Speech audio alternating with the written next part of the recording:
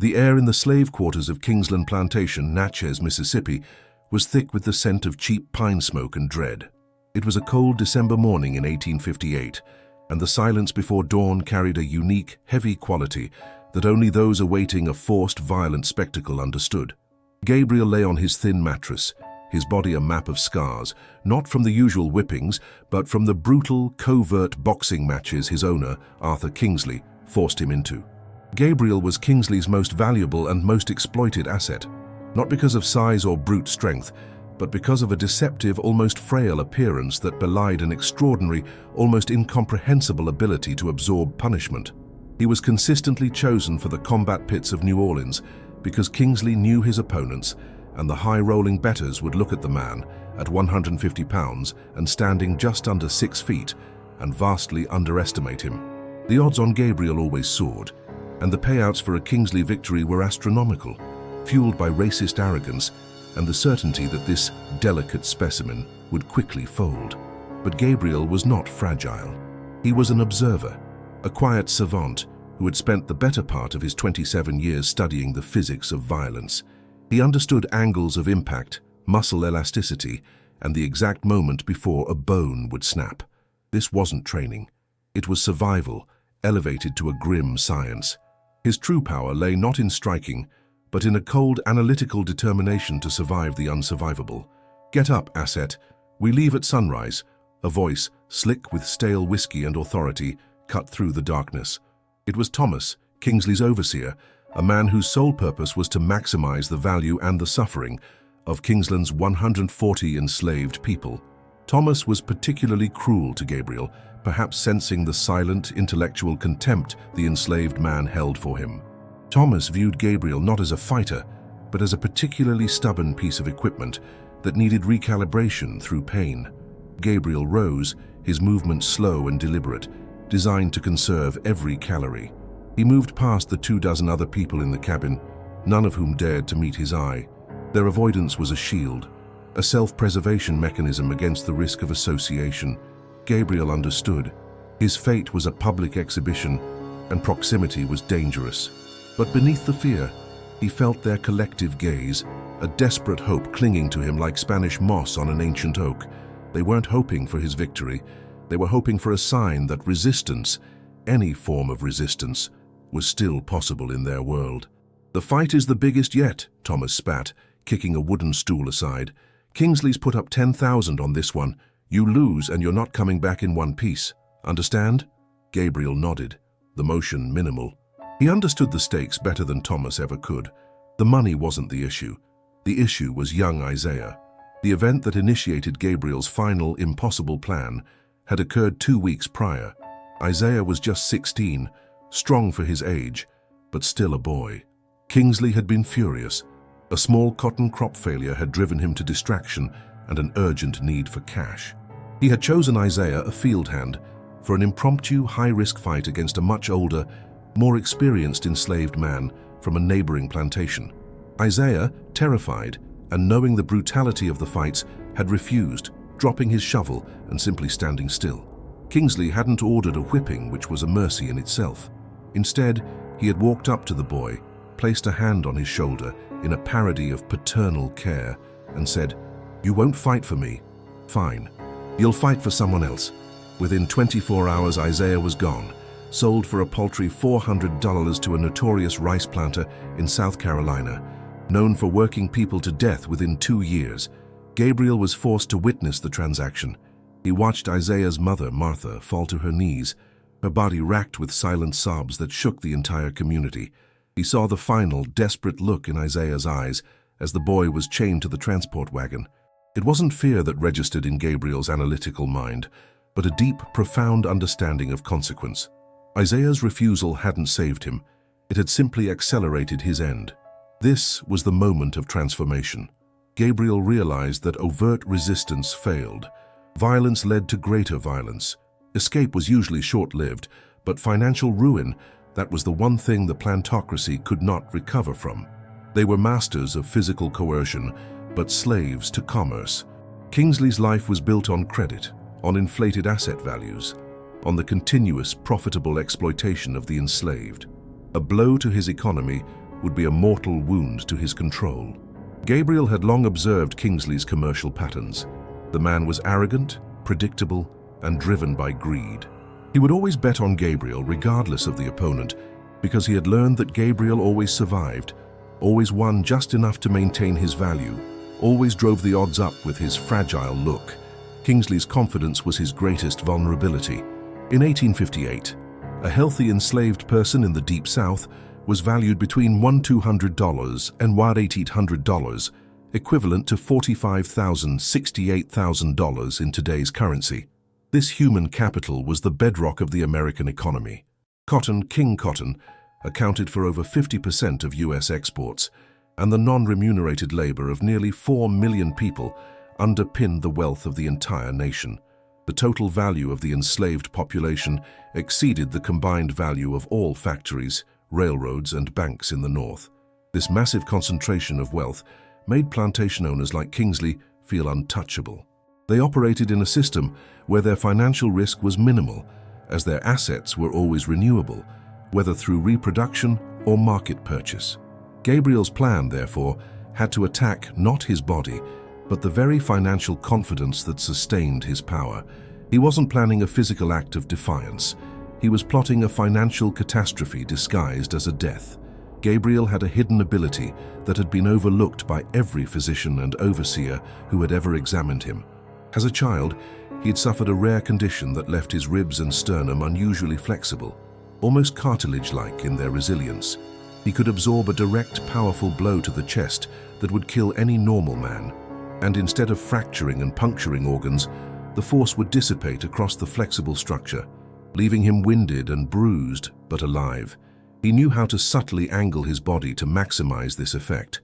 This trait, which made him appear weaker, was the secret to his longevity in the pits. He spent the next 2 weeks meticulously preparing, not through exercise, but through observation and calculation.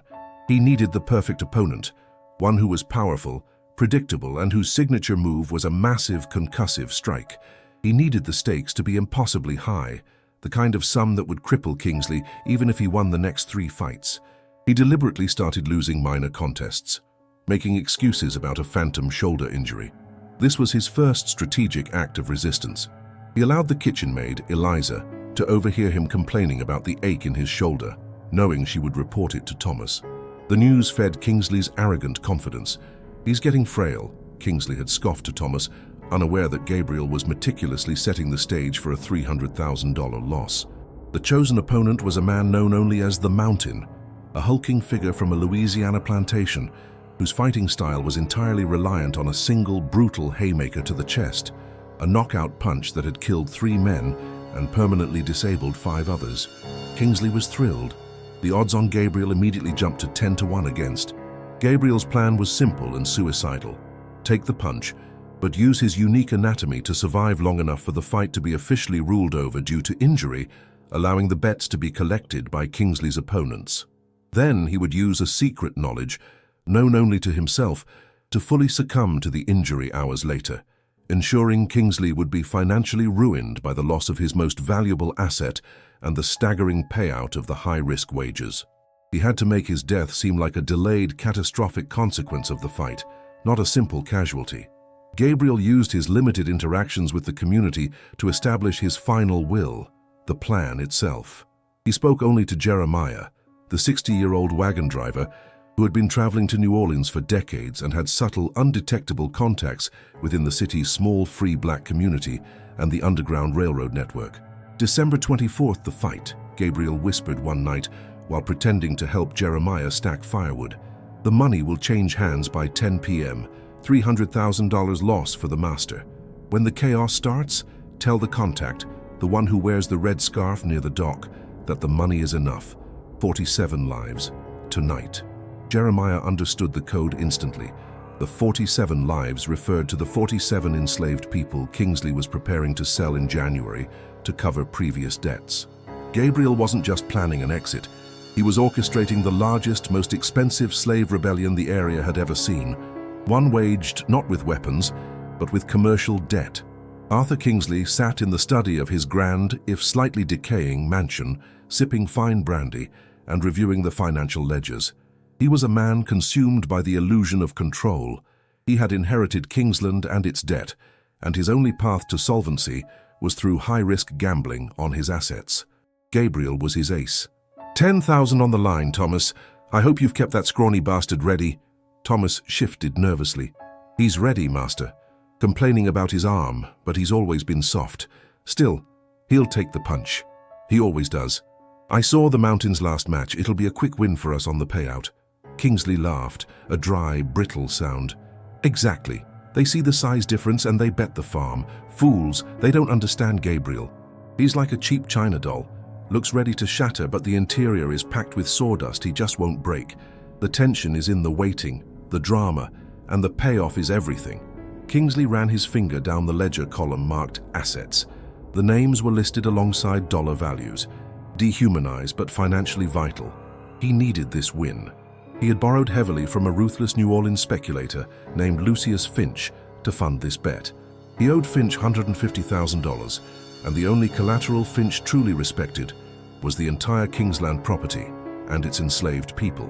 Kingsley knew that if he lost, Finch would take everything, including the 47 souls scheduled for sale in January. Kingsley was gambling all their lives to save his own. He was betting on Gabriel's weakness, unaware that Gabriel was banking on Kingsley's greed. "Make sure the carriage is ready," Kingsley ordered. "We leave early. And Thomas, make sure that traitorous wench Sarah stays locked up. Her quiet insolence is starting to grate on me." Sarah, the laundress, was one of the few who sensed the change in Gabriel. Kingsley, with his dull arrogance, dismissed her as merely being troublesome. He never realized that Sarah had noticed Gabriel testing the flexibility of his own chest cavity while doing his chores. A tiny, almost invisible movement, a deep, silent breath drawn to capacity to gauge internal stress. She saw determination, not softness. Sarah stood by the communal wash basin, her hands submerged in water so cold it stung. She had known Gabriel since he was a boy, quiet and thoughtful, always observing the world like a chess player watching a board. She had seen countless enslaved men and women leave for the fighting pits, and all of them returned either broken or not at all. But Gabriel was different. "He walks different," Sarah had whispered to Jeremiah the night before, the words swallowed by the vast open silence of the night. "He ain't got fear in his eyes no more. He got something worse than fear," Jeremiah had rasped back, his old eyes fixed on the distant mansion light. "He got peace, and that scares me more." Sarah knew the meaning of that peace. It was the calm before a storm, the stillness when all hope for self-preservation is abandoned in favor of a greater purpose. She had seen it once before in a runaway who had led a failed escape attempt 20 years earlier, a quiet acceptance that the only true freedom was found in finality, but only if that finality served a purpose. She watched as Gabriel was led away in the early morning fog, chained to the carriage that carried Kingsley and Thomas. He walked with a slight limp, a performance for Thomas, but his eyes, those were the only part of him that was truly alive. They fixed on the distant bare oak tree on the hill, the designated meeting point for the Underground Railroad contacts. Sarah knew the stakes were higher than a simple fight. She knew about the list of 47 names slated for sale. She also knew that Kingsley had been boasting for weeks about the $300,000 he expected to gain from the high-risk wagers. As the carriage wheels churned the mud, Sarah felt a heavy sense of finality. She knew Gabriel would not return, but she had seen the spark he had left in the others, particularly among the younger, faster field hands. They had seen his planning, the quiet, strategic brilliance of a man using his own body as the ultimate financial weapon. He had turned his greatest vulnerability, his apparent frailty, into the detonator of Kingsley's economic destruction. The memory of Isaiah's mother, Martha, weeping over her lost child, was the binding agent of their collective resolve. The sacrifice was accepted, but the price, the sheer financial loss of his asset plus the massive debt, had to be paid by Kingsley. Sarah turned back to the wash basin, her hands trembling not from cold, but from adrenaline. She knew her role now was to wait for the signal from Jeremiah. If Gabriel's plan worked, the carriage would return empty, and the great plantation would begin to crumble under the weight of unpaid debt. If it failed, their doom was sealed. 47 lives condemned to the lethal rice fields of the South Carolina Low Country. She began washing a set of Kingsley's bloody shirts. the crimson stains a stark foreshadowing of the night to come. Gabriel sat in the carriage, the cold chains biting into his wrists, but his mind was already miles away, calculating the vectors of his opponent's infamous blow. He knew the mountain's haymaker always came from a specific angle, always aimed for the center of the chest, slightly high of the diaphragm. He had to be at exactly a 15-degree lateral lean, contracting the abdominal muscles at the microsecond of impact to maximize the flexibility of his sternum and avoid internal organ damage. The goal was to absorb the force, but feign internal trauma. He thought of the words of the Ancient Moses, the oldest man on Kingsland, who had died the previous spring. Moses had spent his life witnessing injustice, and his final lesson to Gabriel was simple. They can take your body, boy, but they can't take your mind. Use what they give you. Kingsley had given Gabriel the illusion of frailty and the platform of the fighting pits. Gabriel was using both to deliver his final, irreversible judgment. The carriage rolled on, leaving the cold, silent world of Kingsland behind and heading toward the loud, corrupt spectacle of New Orleans. The tension built with every mile, the weight of $300,000 in wages, and the lives of 47 souls rested on his ability to execute a fatal performance. As they neared the city limits, Thomas roughly yanked Gabriel's chain. "You look weak, boy. Good. Keep it that way. You'll make the master rich." Gabriel simply stared out the window, his eyes reflecting the gaslight glow of the emerging metropolis. He saw the city, not as a place of pain, but as the final massive stage for his financial sabotage. He felt no fear, only a cold surgical concentration. He knew his body was the final line of defense, and that this day, December 24, 1858, would be fatal. But not in the way Kingsley expected. The fight itself was merely the instrument. The true opponent was the ledger book. Gabriel began rehearsing his final moments. The deep gasp, the subtle roll of the eyes, the precise spot where the blood, a small amount he had saved from an old wound, would pool on his lips. Every detail had to be perfect to guarantee the betting payout, and more importantly, ensure Kingsley would believe he had lost his asset to an unavoidable, if tragic, accident of the ring. His death had to look like a consequence of the fight, not a choice. He remembered the old medical record he had once seen in Kingsley's study, a reference to the Marsh test for arsenic that had only been widely adopted in the 1850s. The record mentioned a slave who had died of undetectable poisoning. Gabriel realized that the white world always sought a single identifiable cause of death. He was giving them one, the mountain's blow. But the true cause of Kingsley's financial collapse would be Gabriel's choice, a choice executed with the precision of a master surgeon. He felt a moment of cold, absolute peace. He had already won the internal battle. His mind was free, and his final act was dedicated to the freedom of the 47 souls waiting back at Kingsland. The carriage stopped abruptly. They were at the back entrance of the warehouse that housed the fighting pit. The clamor of the crowd was already audible, a hungry, savage roar. Gabriel took a deep breath, the breath of a man who was about to deliver a verdict. His performance was about to begin. The scent of cheap brandy and cigar smoke, the aroma of the white men's greed, was intoxicating. The stage was set. The warehouse was a cavern of sweat, alcohol, and adrenaline. Gabriel was led into a small holding cage beneath the main fighting pit. He could hear the announcer's voice booming over the din, the escalating cries of the bettors, and the rhythmic thud of an ongoing lesser fight. He saw the mountain enter the ring above, a man whose muscles looked carved from ancient stone. The mountain was a machine of violence, his face a mask of weary emptiness. Gabriel felt a flicker of pity for the man who was about to be his instrument. He knew the mountain was as much a victim as he was. When the bell rang for the final gruesome match of the night, not yet his, but the preceding one, Gabriel focused on the small patch of damp dirt in his cage. He meticulously wiped his hands, clearing them of any oil or residue. He was preparing the canvas of his final masterpiece. He knew that the fight would last only seconds after the opening bell. The mountain would be aggressive, driven by the desire for a quick win to minimize his own pain. The final blow would come within the first minute, a massive, concussive strike to the center mass.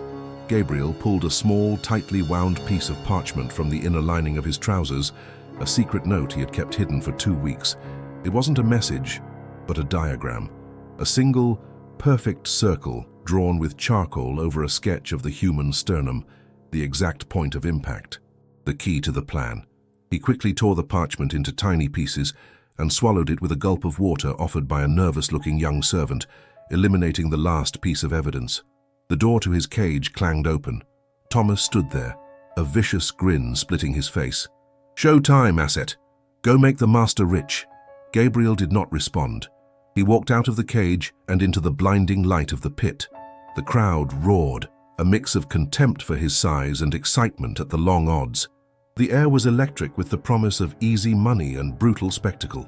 Gabriel saw Kingsley in the front row, his face flushed with greed, waving a massive wad of cash. Kingsley saw only the asset, a piece of property about to perform its ultimate profitable function. He did not see the mind, the strategist, the man who was about to initiate his own execution to trigger a calculated $300,000 economic collapse. Gabriel stepped onto the raw, damp earth of the pit, his eyes meeting Kingsley's. In that look, there was no fear, no pleading, only the promise of the inevitable. Kingsley merely nodded, mistaking the resolve for obedience.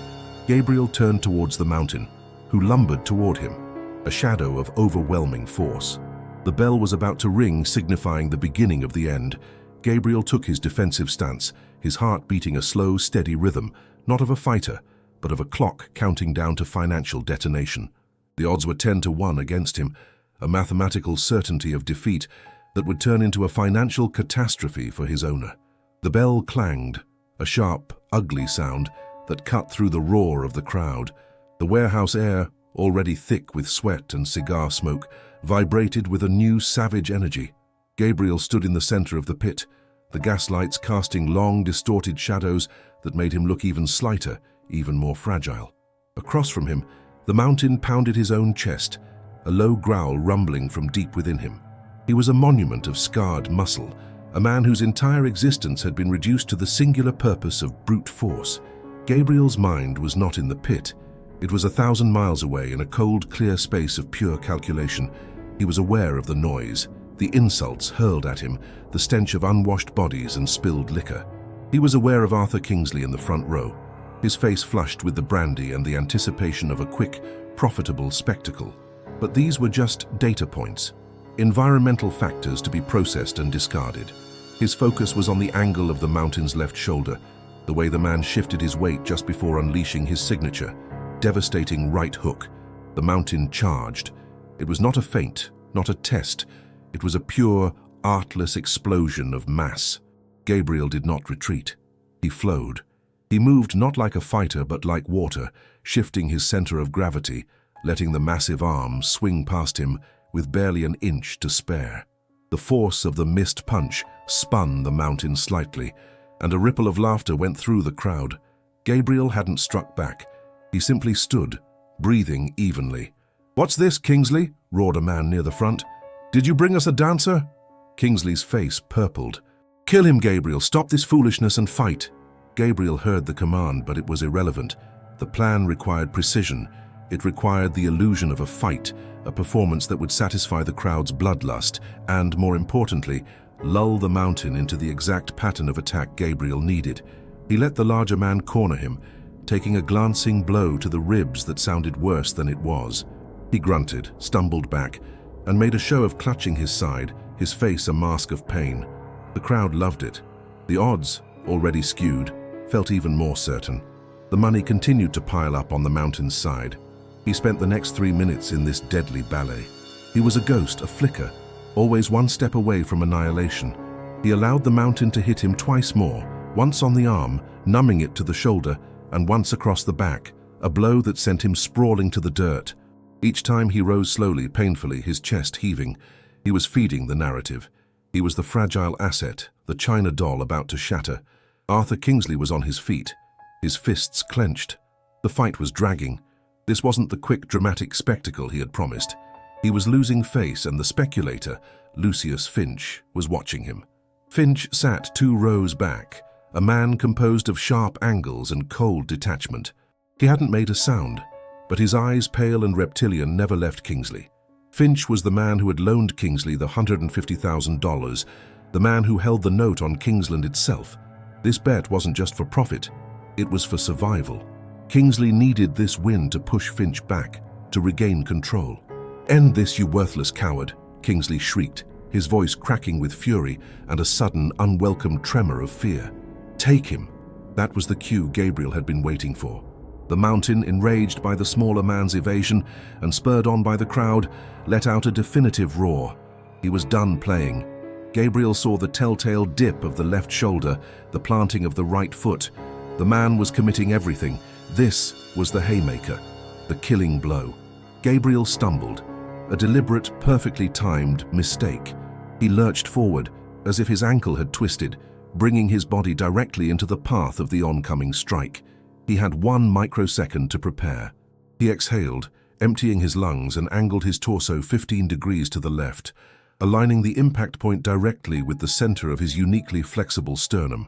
He contracted every muscle in his core, turning his abdomen into a board. The impact was not a crack, it was a thud, a wet, sickening final sound that seemed to suck all the air out of the warehouse. The crowd went silent, a collective, sharp intake of breath. From Gabriel's perspective, the world exploded into a silent white supernova. The pain was absolute, a crushing cosmic force that seemed to stop his heart and lungs simultaneously.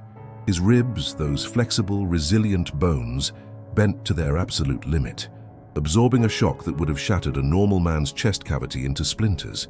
He tasted copper. He was distantly aware of his body being lifted from its feet, flying backward through the air before slamming into the packed earth of the pit.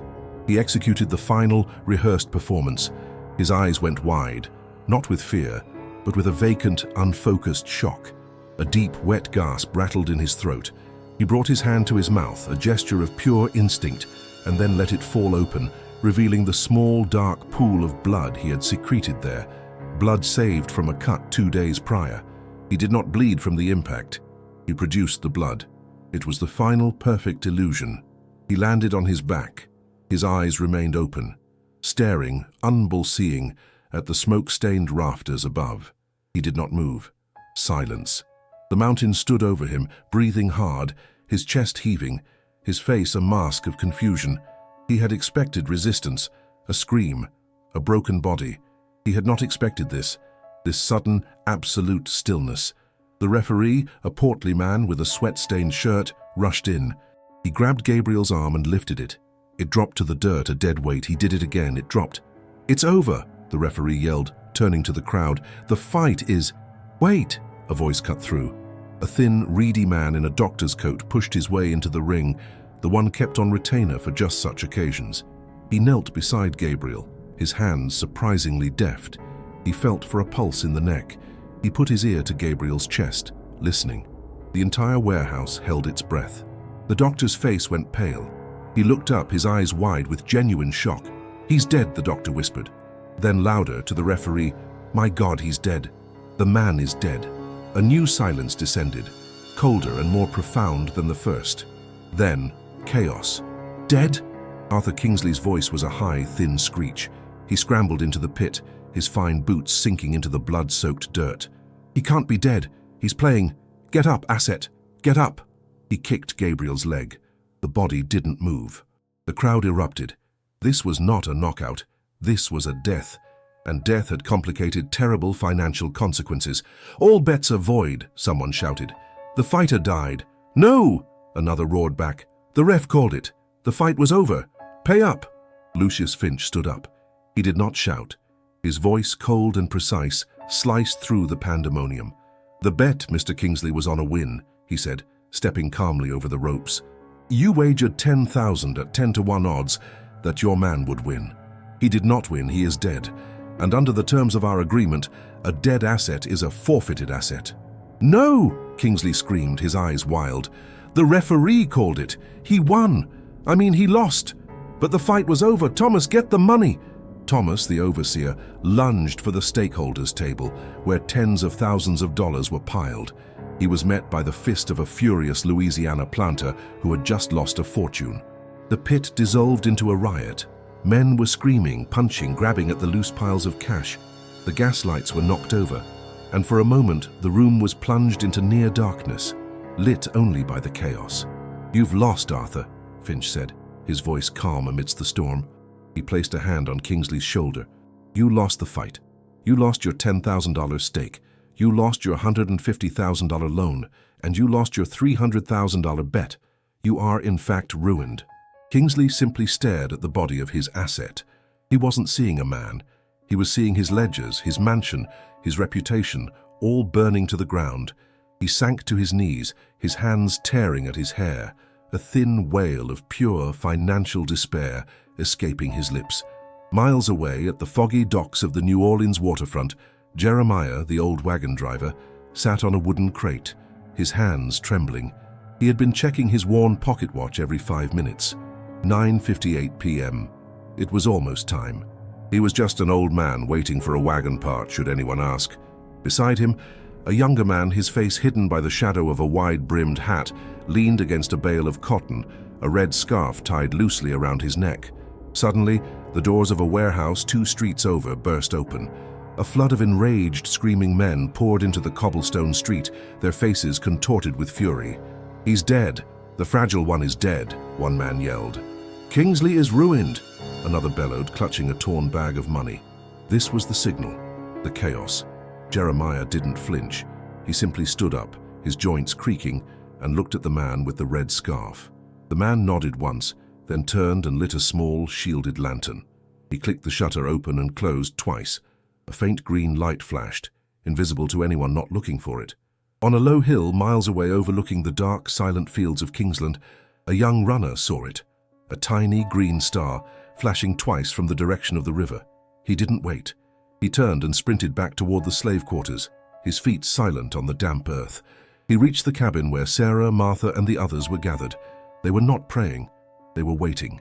47 souls, packed and ready with the few meager possessions they could carry. The runner burst through the door, his chest heaving. He looked at Sarah and said the one word that would change their lives. Now. Back in New Orleans, in the center of the rioting, ruined warehouse, Gabriel's body lay still, the epicenter of the financial earthquake he had architected.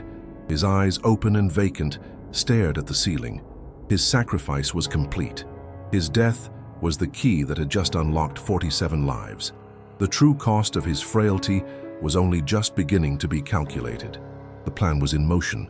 The riot in the New Orleans warehouse lasted exactly 11 minutes. It was not a riot of principle or passion, but a brutal, panicked scramble for capital.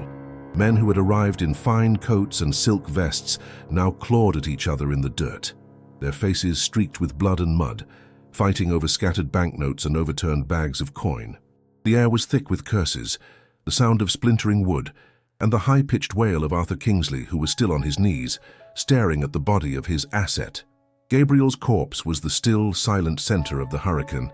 His performance was over, but his body remained the focal point of the financial catastrophe. He was a $1,800 asset who had just triggered a $300,000 loss, a debt that had vaporized the entire Kingsland plantation. Lucius Finch, the speculator, had not moved. He stood by the ropes, untouched by the chaos. He watched dispassionately as Kingsley was shoved aside by a brawler.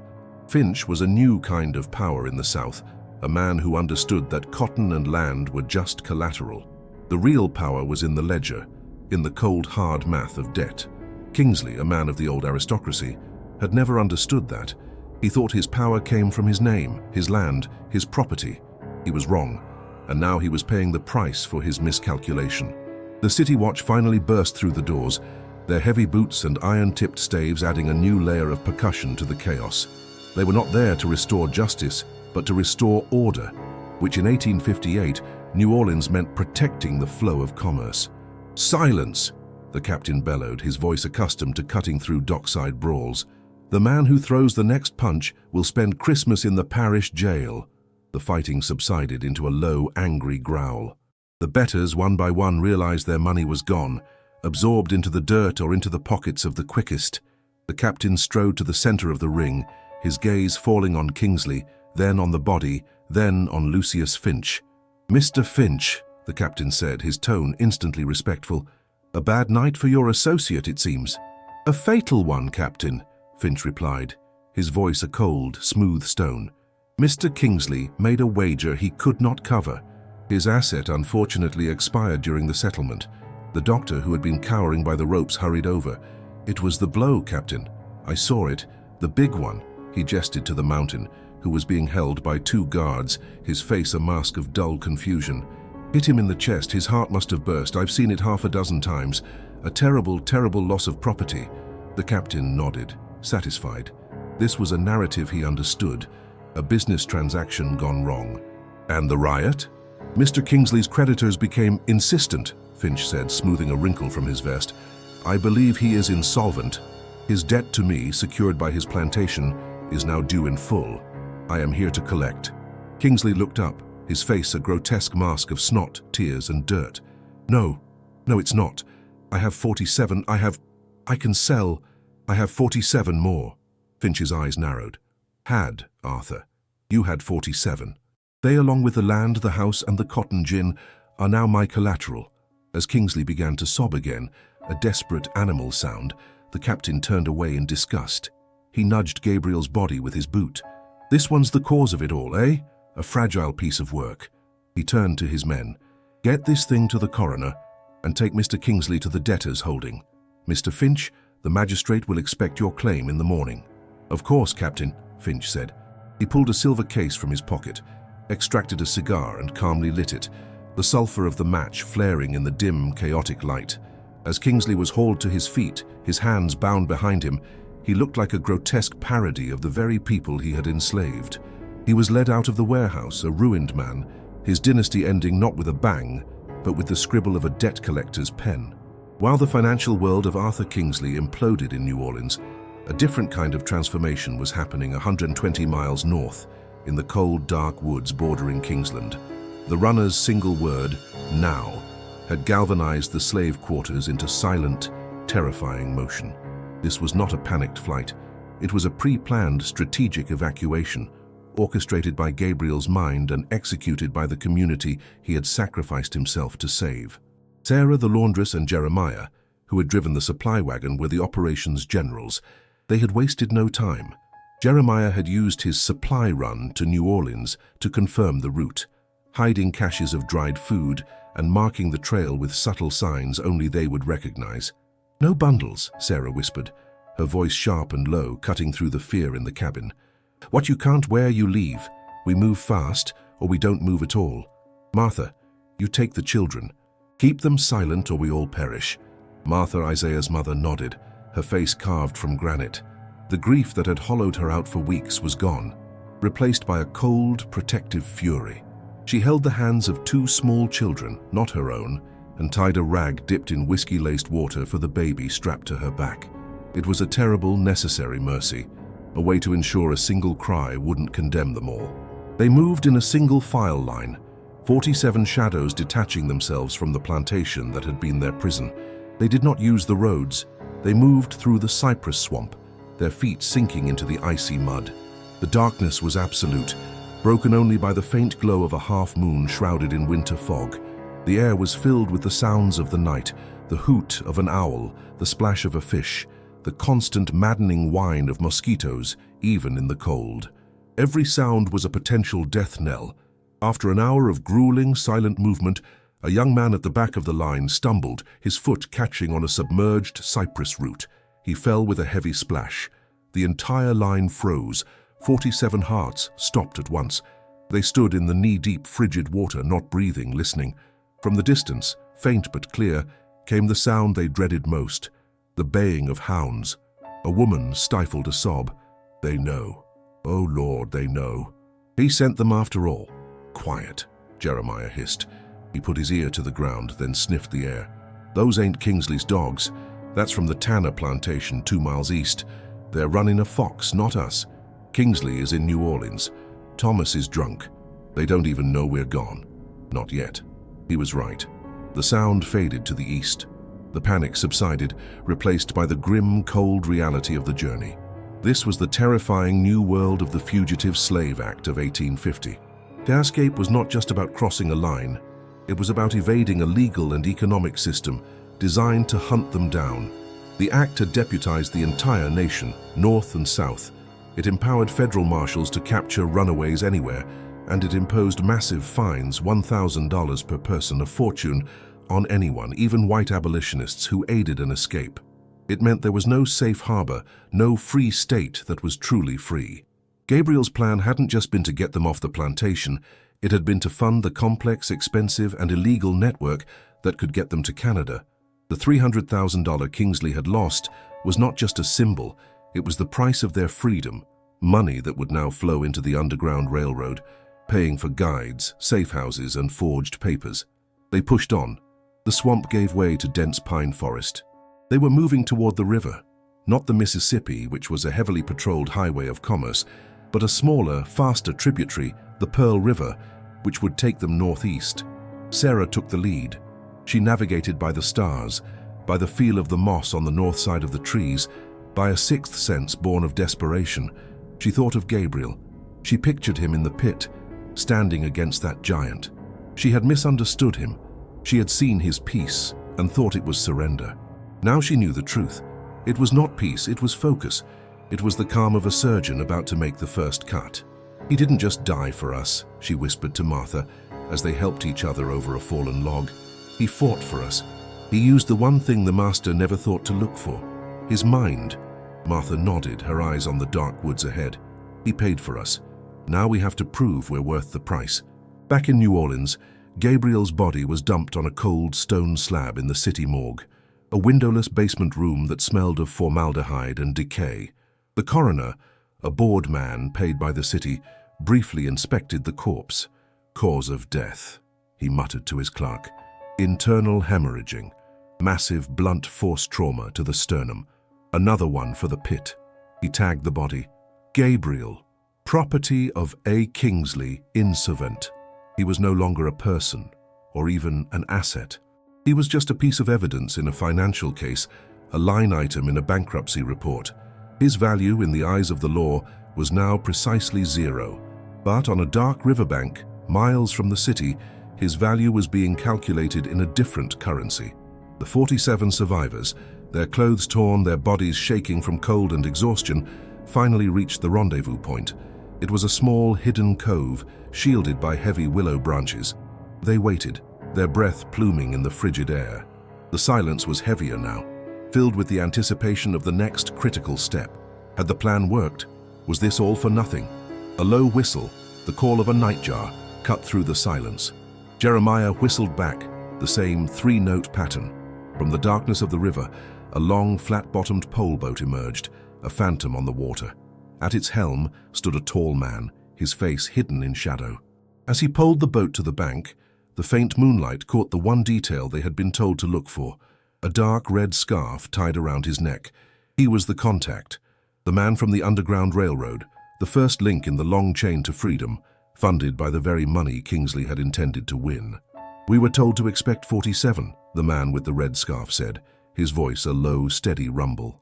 "We are 47, Sarah replied, her voice trembling for the first time, not with fear, but with a sudden overwhelming hope. "Good," the man said. "The price was paid. Time to go. Women and children first." As Martha guided the children onto the boat, she looked back just once toward the south in the direction of Natchez. The lights of the plantations glowed on the horizon, a hateful, distant constellation. She thought of her son, Isaiah, sold away. She thought of Gabriel, dead on a dirt floor. They were the price. She and the others, the 46 shivering, terrified, and determined souls on this boat, were the dividend. "Thank you, Gabriel," she whispered into the wind, her voice so low only she could hear it. The boat pushed off into the current, its cargo of impossible hope disappearing into the darkness, just as the first cold light of dawn began to touch the sky. They were not free yet, not by a long way. Lucius Finch was now the owner of Kingsland, and he was a man who counted every penny. He would soon discover his new assets were missing, and the hunt would be on. Lucius Finch arrived at Kingsland Plantation on the morning of December 26, 1858. He did not come in Arthur Kingsley's gaudy carriage, but in a simple black-lacquered buggy pulled by a single powerful horse. He was not a plantation owner, he was a liquidator, and he had come to count his assets. The air was cold and still. The chimneys of the great house were dark. No smoke rose to greet him. The silence on the property was absolute, a profound, unnatural emptiness that immediately put him on edge. He had spent the previous day with magistrates, his lawyers moving with surgical precision. The transfer of assets was ironclad. The $150,000 note, defaulted upon, combined with the catastrophic $300,000 gambling loss, had bankrupted the Kingsley estate in less than 12 hours. Finch was now the legal proprietor of 6,000 acres of prime Mississippi land, 1 cotton gin, and according to the ledgers, 140 enslaved people. He strode past the main house. He would inspect the silver and furniture later, and went directly to the slave quarters. He was a man of cold, hard numbers, and the assets listed in Kingsley's ledger represented the bulk of his new acquisition's value. He unlatched the door of the first cabin. It was empty. The hearth was cold. Thin mattresses were thrown on the floor, but there were no bundles, no signs of recent life. A flicker of annoyance, not yet panic, sparked in Finch's cold eyes. He moved to the next cabin, and the next. All empty. He found the last cabin, the one where Sarah and Martha had lived. On the rough-hewn table sat a single object, a small, crudely carved wooden doll, the kind Isaiah, the boy who had been sold, used to make. It was a deliberate, final message, a statement of account. Finch's face, normally a mask of calm detachment, tightened. This was not a random escape. This was a coordinated mass theft. He raced back to the main house and into Kingsley's study. He pulled the asset ledger. He counted the names. 140. He knew Gabriel was dead. He knew Jeremiah, the driver, was missing. He ran the numbers. The 47 people Kingsley had intended to sell in January were gone, but so were all the others. The entire workforce, 138 people, vanished. The financial calculation in his mind was instantaneous. The land was worth $100,000, but only if it was worked. The gin was worthless without cotton. The 138 missing assets were valued at an average of $200 each. He had just lost $165,600. No, he whispered. His voice was not a wail like Kingsley's. It was a razor. He had been cheated. The dead man, the fragile asset, had orchestrated this. It was an act of economic warfare. Finch was not a man to accept a loss. Within an hour, he was back in Natchez, in the office of the most ruthless slave catcher in the state, a man named Quillen. "I want them back, Mr. Quillen," Finch said, his voice devoid of emotion. 138 heads. They have a 2-day lead. They are moving north, likely toward the river. I am offering a bounty of $200 per head, dead or alive. I want my property recovered, and I want an example made. $200 was a fortune, more than what many of those enslaved were worth at auction. It was a sum designed to motivate. Within hours, a small army of 20 men, with the best tracking hounds in Mississippi, was mobilized. The hunt had begun. The 47 souls on the Pearl River heard the hounds on the 4th day. They had been traveling relentlessly, poled upriver by the man with the red scarf and 2 others from his network. They had barely slept, subsisting on cold corn pone and river water. The baby on Martha's back was quiet, the whiskey-laced rag doing its grim work. The baying was distant, but it was unmistakable, and it was getting closer. "They're on the scent," the boatman said, his voice tense. "They're moving fast on the bank, faster than we can move on the water. We have to ditch the boat and make for the swamp." They scrambled onto the muddy bank, the children carried by the stronger men. They plunged back into the cypress thicket, the freezing water sucking at their legs. But the hounds were gaining. Their barking was frantic now. They knew they were close. Jeremiah, the 60-year-old wagon driver, stopped. He leaned against a tree, his chest heaving. He was old, and the journey had broken him. "Sarah," he rasped, grabbing her arm. "I can't keep this pace. My race is run." "No," Sarah said, pulling at him. "We don't leave anyone. That was the promise." "Gabriel paid his price," Jeremiah said, his voice surprisingly firm. He pushed a small, precious bag of dried pork into her hands. "This one is mine to pay. You get them north. You get them to Canada. Don't let his sacrifice be for nothing." Before she could argue, he turned and ran, not with the group, but laterally back toward the drier ground, splashing and yelling. "This way!" he shouted into the woods. "This way, run!" The hounds, confused by the split trail but drawn to the loudest noise, changed direction. Their baying grew louder, converging on Jeremiah's position. Sarah and Martha had to physically drag 2 of the younger men away who wanted to go back for him. "He made his choice," Martha said, her voice catching. "Now we have to honor it. Move!" They plunged deeper into the swamp. Behind them, The sound of the hounds reached a fever pitch, followed by a single sharp gunshot that echoed over the water. Then, silence. The cost of freedom had just increased by 1. 46 remained. The official records of Yazoo County, Mississippi, dated January 4, 1859, document the event with chilling brevity. One runaway male aged approx. 60, property of L. Finch, was shot and killed while resisting capture. Bounty of $200 paid to H. Quillen. Jeremiah's name was never mentioned. He was a statistic, a debit in a bounty hunter's ledger. Arthur Kingsley, meanwhile, languished in the New Orleans debtor's prison. He was no longer master. He was just a number in a cell, surrounded by other ruined men. He had lost his mind, raving daily about the fragile coward who had destroyed him and the ungrateful thieves who had fled. He died 3 weeks later of dysentery, his body dumped in a potter's field. His name, once a symbol of aristocratic power in Natchez, was scrubbed from the ledgers of polite society, a cautionary tale of hubris and bad finance. Lucius Finch, however, was a different breed. He was furious about the loss, but he was a pragmatist. He cut his losses. He sold Kingsland for parts, the land to a timber company, the gin for scrap iron, the grand house to a northern carpetbagger who bought it for a pittance. He never recovered the 137 other assets. Those 137 souls were scattered by the Underground Railroad, but the 46 from Gabriel's core group stayed together, a family forged in trauma and purpose. They traveled for 3 more months, moving only at night, hidden in the false bottoms of abolitionist wagons, in cellars and in Quaker meeting houses. The journey was a blur of terror and exhaustion. They crossed a frozen Ohio River in the dead of night, ice-encrusted planks laid across the moving flows, the cries of the children stifled by the hands of their mothers.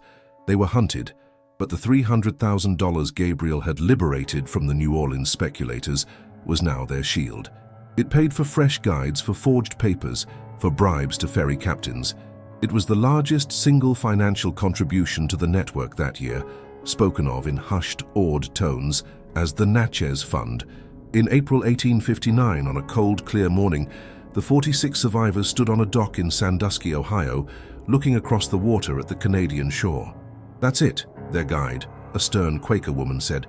"That is Amherstburg. Once your foot touches that soil, the Fugitive Slave Act is just paper. You will be free." Martha, holding the hand of the youngest child, stepped onto the ferry. As the boat pulled away from the American dock, she did not cheer. She watched the shore of the United States recede, a land that had consumed her son and her friend. When they stepped onto the bank in Amherstburg, Ontario, the group simply stood, breathing. The air felt different. It was the air of a place where they were not property. Men and women, for the first time in their lives, unhunched their shoulders. Martha fell to her knees, not in prayer, but to touch the earth. She picked up a handful of the cold, dark soil. "This is it, Sarah," she wept. "This is the place." This history, preserved not in official court records, but in the archives of the Amherstburg Freedom Museum, tells the rest of the story. The 46 survivors did not just survive, they thrived. They built a community. They opened businesses, farms, and a school. Martha, Isaiah's mother, became a powerful matriarch in the new, free community. Years passed. The Civil War came and went, fought over the very system that Gabriel had manipulated. The 13th Amendment finally, legally, ended the chattel slavery he had died to escape. In 1894, a young historian, a freeborn Canadian man named Gabriel Washington, sat in the Natchez Courthouse, sorting through the recently unsealed archives of the 1850s. He was Martha's grandson, born in freedom, named for the man who had bought it for them. He was researching the economic collapse of the antebellum plantations. He found the file for Finch versus Kingsley estate. It was dry reading: foreclosures, asset lists, reports of insolvency. The coroner's report for Gabriel property was attached, citing death by misadventure. The ledger noted the escape of 138 persons, listed as a total financial loss. The official record told a story of bad bets and poor management. It had completely erased the truth. Gabriel Washington closed the ledger. He knew the real story. It had been told to him every night of his childhood. It was not a story of a fragile victim. It was the story of a strategist, a man who understood the fundamental grotesque truth of the system, that in a world that saw people as currency, the greatest act of rebellion was to crash the market. Gabriel had been valued at $1,800. His final act, a precisely calculated sacrifice, had cost the system over $300,000, liberated 46 people, and led to the founding of a new community that, by 1894, numbered over 200 free souls. His legacy was not written in the cold, dead ledgers of Natchez. It was written in the living, breathing town of Amherstburg. He had been a man, deemed fragile, who proved that the most brutal system could be broken, not by matching its force, but by outthinking its greed.